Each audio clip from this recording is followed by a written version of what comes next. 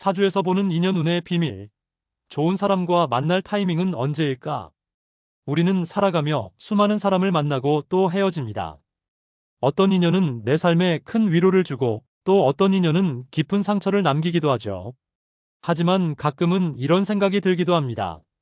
내가 좀 더 일찍 혹은 늦게 그 사람을 만났다면 결과가 달랐을까? 사주 명리학에서는 사람과의 인연, 특히 좋은 인연을 만날 타이밍을 운의 흐름으로 설명합니다. 이번 시리즈에서는 좋은 사람과 만날 운, 즉 인연운의 구조를 감성적으로 풀어보려 합니다. 이 강의를 통해 여러분 각자의 인연운을 새롭게 바라보는 시간이 되길 바랍니다. 인연운이란 무엇인가? 사주에서 인연운이라는 개념은 따로 존재하지 않지만 사람 간의 연결과 흐름을 명리학적으로 해석할 수 있는 구조는 분명히 존재합니다. 그 핵심은 바로 십신중 관성과 재성, 그리고 비겁의 등장입니다. 사람의 사주에서 인연의 기운은 대체로 나에게 영향을 주는 오행, 특히 나를 극하거나 나와 동일한 오행에서 시작됩니다. 예를 들어 내가 간목이라는 일간이라면 나를 극하는 오행은 금이고 이는 관성에 해당합니다. 관성은 내 삶에 질서를 주고 나를 통제하려는 외부의 힘, 즉 타인의 개입을 상징합니다. 연애나 결혼 같은 관계에서는 이 관성이 매우 중요하게 작용하죠. 또한 내가 극하는 오행인 토는 재성으로, 재성은 내가 어떤 대상을 원하고 쟁취하려는 에너지로 해석됩니다. 따라서 내가 누구에게 마음을 열고 사랑을 표현할 준비가 되었을 때 재성의 운이 들어오면 누군가를 만나고 싶어지는 감정이 커지게 됩니다. 이와 함께 나와 같은 오행의 등장, 즉 비겁의 출현도 중요한 신호입니다. 비견이나 겁재는 나와 성향이 비슷한 사람, 혹은 경쟁자처럼 느껴지는 사람과의 만남을 의미하기도 하죠. 이처럼 인연운은 단순히 사랑만이 아닌 나를 흔드는 관계 전반에 대한 가능성을 보여줍니다. 요약하자면 사주에서 인연운을 구성하는 주된 신호는 나를 통제하려는 관성, 타인의 개입 가능성, 내가 끌리는 재성, 마음을 여는 상태, 나와 비슷한 에너지를 가진 비겁, 관계의 거울, 이 세 가지를 중심으로 나타납니다. 앞서 말씀드린 관성, 재성, 비겁은 단순히 구조적 개념이 아닙니다. 이 세 가지는 언제, 어떻게, 어떤 사람을 만나게 될지를 판단할 수 있는 감각적인 신호입니다. 그런데 여기서 한 가지 중요한 질문이 생깁니다. 이런 인연운은 어떻게 타이밍을 볼 수 있을까? 사주 명리학에서 운이라는 것은 크게 대운과 세운으로 구분됩니다. 즉, 인연운이 들어오는 시점은 이 대운과 세운의 흐름 속에서 확인할 수 있는 거죠. 예를 들어 대운이나 세운의 관성이 들어오면 타인의 간섭이나 외부의 제한 또는 감정의 흔들림이 강해집니다. 이때 사람들은 의식적이든 무의식적이든 나 아닌 누군가에게 시선이 끌리게 되죠. 특히 결혼 정년기의 사람에게는 연애, 소개팅, 중요한 만남 등으로 발현될 가능성이 높습니다. 반면에 재성이 운으로 들어오면 내가 스스로 관계를 만들고 싶다는 욕구가 강해집니다. 단지 상대가 나타나는 것이 아니라 내가 마음을 열고 적극적으로 다가가고 싶은 타이밍이라는 의미입니다. 이 시기는 평소보다 관계에 대한 감정이 예민해지고 기존 관계에서 벗어나 새로운 인연을 찾으려는 마음이 커지게 됩니다. 그리고 비겁이 들어오는 시기에는 나와 닮은 사람, 혹은 나에게 경쟁심을 유발하는 사람을 자주 만나게 됩니다. 이건 단순히 사랑의 관계를 넘어서 내 자아를 비춰보는 거울 같은 인연이 될 수도 있습니다. 어떤 경우에는 끌림보다는 갈등이나 긴장이 많기도 하지만 그 속에서 내가 진짜 원하는 관계의 본질을 깨닫게 되는 계기가 되기도 합니다. 요컨대 사주에서 보는 인연운은 단순히 좋은 사람을 만날 수 있다는 예언이 아니라 그 시기에 내가 어떤 감정 상태이고 어떤 사람을 끌어들이고 싶어 하는지에 대한 섬세한 내면의 지도입니다. 그 흐름을 안다는 것은 곧 나 자신을 이해하고 누군가를 만날 준비가 되어 있는지를 아는 일과도 같죠. 좋은 인연은 준비된 마음에 머문다는 사실입니다. 운이 온다는 것은 내가 그 인연을 감당할 준비가 되었다는 뜻이니까요. 인연운은 어떻게 분류되는가? 인연이라고 해서 모두 같은 인연은 아닙니다. 사람과 사람 사이에는 다양한 연결이 있고 그 형태에 따라 사주에서 포착되는 인연운의 신호도 달라집니다. 이번 파트에서는 그 인연운을 관계의 형태로 분류해 보려 합니다. 첫 번째는 연애, 결혼운입니다. 이 유형의 인연은 감정과 신뢰를 바탕으로 한 깊은 결속력을 요구합니다. 따라서 명리학에서는 이 관계를 관성의 작용으로 해석합니다. 관성은 나를 극하는 오행으로 내 삶의 질서와 방향성을 만들어주는 존재입니다. 이 힘이 들어올 때 사람은 혼자보다는 함께의 삶을 지향하게 됩니다. 이와 함께 재성도 중요한 역할을 합니다. 재성은 내가 극하는 오행이므로 이성에게 관심을 갖고 애정을 표현하며 관계를 능동적으로 만들어가는 힘이 됩니다. 즉, 재성이 내 안의 열망이라면 관성은 외부로부터의 관계 설정이라고 볼 수 있습니다.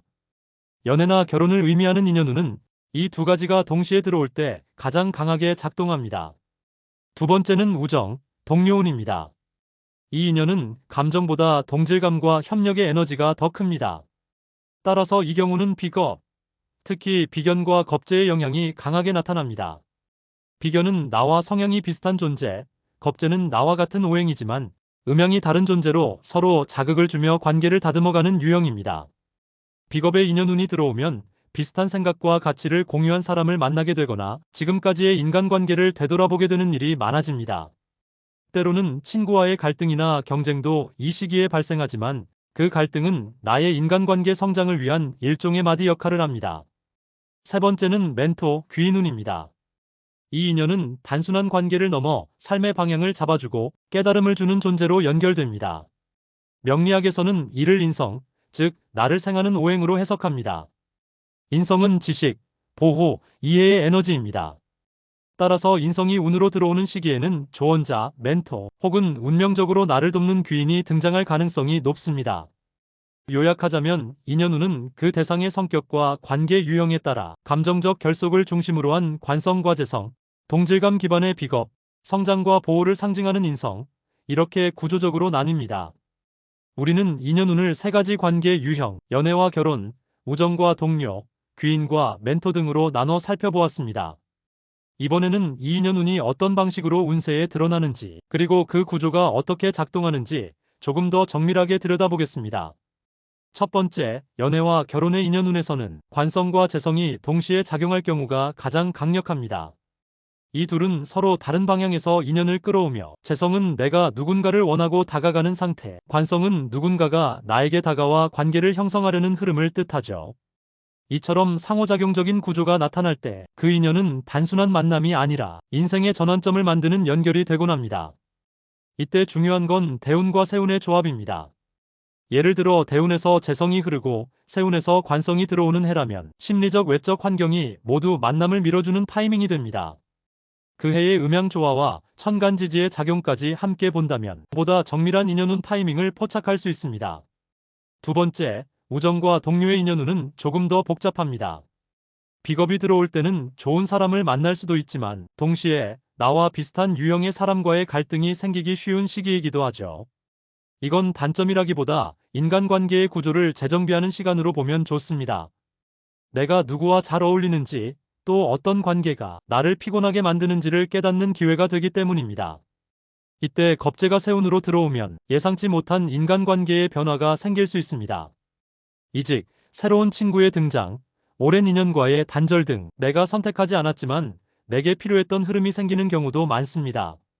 세 번째, 멘토와 귀인 인연운은 표면적으로는 드러나지 않는 경우가 많지만 나중에 돌이켜보면 인생에 가장 결정적인 영향을 준 경우로 나타납니다. 이 시기에는 인성이 운으로 들어오며 내가 마음을 열고 배우고 싶다는 자세를 가질수록 그에 응답하는 사람과의 연결이 이루어집니다. 인성은 보호자, 조언자, 선생의 이미지이기도 하지만 동시에 나의 내면이 배울 준비가 되었을 때 비로소 의미가 커지는 에너지입니다. 이 운이 들어오는 해에는 혼자보다는 경험 많은 사람과 함께할 때 훨씬 많은 것을 얻을 수 있죠. 정리하자면 인연운은 단지 사람을 만난다는 표면적 사건이 아니라 그 시기에 나의 심리 상태와 관계의 방향성이 어떻게 작용하는가에 따라 삶의 흐름 전체를 바꿀 수도 있는 에너지의 집합입니다. 관성, 재성, 비겁, 인성, 이 각각의 요소들이 어떻게 조화를 이루느냐에 따라 우리가 만나게 될 사람의 성격과 역할도 달라지게 됩니다. 좋은 인연운을 맞이하는 마음의 준비. 명리학에서 말하는 운이란 단지 정해진 미래가 아닙니다. 그보다는 기회의 문이 열리는 시기라고 볼 수 있습니다. 그 문 앞에 섰을 때 내가 문을 열 준비가 되어 있다면 그 인연은 내 인생의 긍정적인 전환점이 됩니다. 하지만 준비되지 않은 마음으로 문을 열게 되면 좋은 인연조차 부담스럽고 피로한 관계로 느껴질 수 있습니다. 좋은 인연운을 맞이하려면 먼저 해야 할 일은 자기 자신과의 관계를 점검하는 일입니다. 나는 지금 누군가를 진심으로 받아들일 준비가 되어 있을까? 내가 원하고 있는 관계는 무엇일까? 이 질문은 단순한 사색을 넘어 사주 명리학에서 말하는 내 사주의 흐름을 읽는 과정과도 연결됩니다. 예를 들어 지금 내가 재성운에 들어와 있다면 사람을 만나고 싶은 마음이 클 수 있습니다. 하지만 그 감정이 외로움에서 비롯된 것인지 아니면 진정한 연결을 원하는 것인지를 아는 것이 중요합니다. 왜냐하면 재성은 내가 얻고 싶어하는 대상이기도 하지만 때로는 집착이나 소유욕으로 흐르기도 하기 때문입니다. 또 관성운이 들어왔을 때는 내 삶에 누군가가 개입하는 것을 얼마나 수용할 수 있느냐가 중요합니다. 관성은 관계의 구조를 의미하지만 동시에 통제와 간섭의 기운도 함께 갖고 있습니다. 관성운을 잘 맞이하려면 내가 어느 정도 자율성을 내려놓을 수 있는지를 살펴봐야 합니다. 이처럼 인연운은 외부의 사건이 아닌 내 내면의 준비 상태에 따라 그 빛깔이 달라지는 에너지입니다. 어떤 운이 오든 내 마음이 닫혀 있다면 그 인연은 스쳐 지나가고 말죠. 반대로 열린 마음으로 운을 맞이한다면 평범해 보이던 사람도 나의 귀인이 될 수 있습니다. 좋은 인연운을 맞이하는 준비란 결국 내 마음을 정직하게 바라보는 용기에서 시작됩니다. 인연운이 들어오는 시기는 마치 봄이 오는 것과 같습니다. 햇살이 따뜻해지고 바람이 부드러워지며 마음이 스르르 열리는 느낌이 들기도 하죠. 하지만 그 봄을 어떻게 맞이하느냐는 결국 내 태도와 감각에 달려 있습니다. 사주명리학은 타이밍의 학문입니다. 하지만 그 타이밍은 결코 기계적으로 흘러가지 않습니다.